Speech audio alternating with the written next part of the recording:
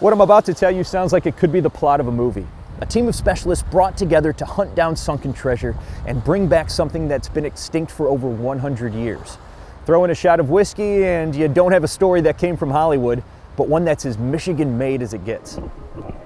The educated guess is over 6,000 shipwrecks sit on the bottom of the Great Lakes, and each one's story can help us learn from Michigan's past. But what if one could help us change the future? You couldn't do this with almost any other shipwreck. You'd end up in prison. The James R. Bentley was a 178-foot Great Lakes schooner just like this one, swallowed up by a November storm in 1878. Its cargo?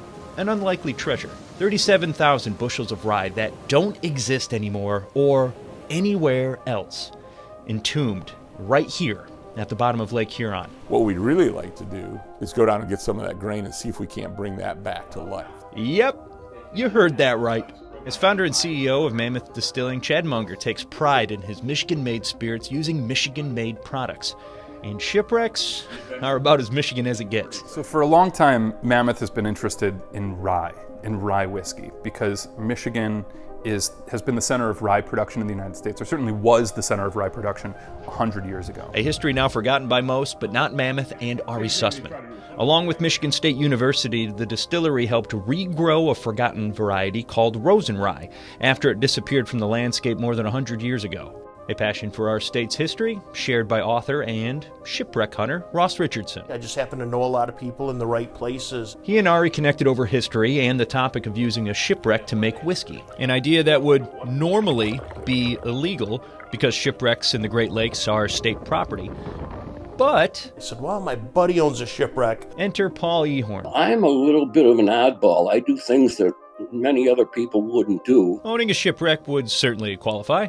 The story goes, Paul had to win custody of the James R. Bentley in court to avoid prosecution after bringing this piece of the ship to a museum. And that custody includes a hull full of extinct rye. Very similar to resurrecting Rosen rye, a plan was growing now to bring this Bentley rye back from the dead and use it to make whiskey. Michigan State was on board, but the team still needed a diver. Well, Ross had given me a call, and we had worked on several other projects this year, and he asked if I wanted to be in sort of a black ops project. And I said, yes, I am in. Ross built special extraction tubes for the job.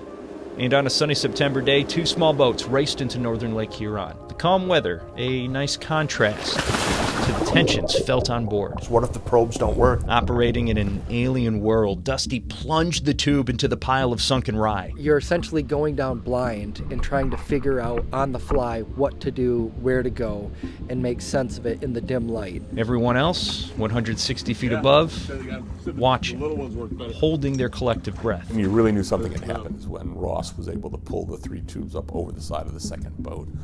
And they were clearly, he wasn't just throwing them out of the boat, they were clearly full. That's when it really got exciting. The samples were thrown on ice, raced back to shore, and then off to MSU.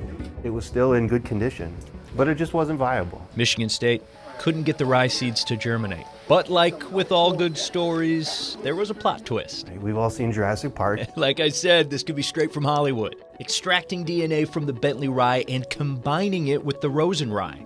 A 2 to 3 year process and something that has never been done before. The techniques that we're using to introduce these historical chromosome segments can be used to develop crop varieties that are resilient to heat, resistant to high temperature stress that's coming. Making history from our history with a focus on our future that goes beyond just a shot of whiskey. You see what's happened in Kentucky with the Bourbon Trail? It creates something like $9 billion worth of economy there. It's huge, right? The final question is, who will be the first to taste it? Well, I'm not going to say it. I'm not going to tell you. Now believe me, we have a lot more to this story, and you can see it up on our website, fox17online.com. Reporting from the Lake Shore, Andy Curtis, Fox 17 News.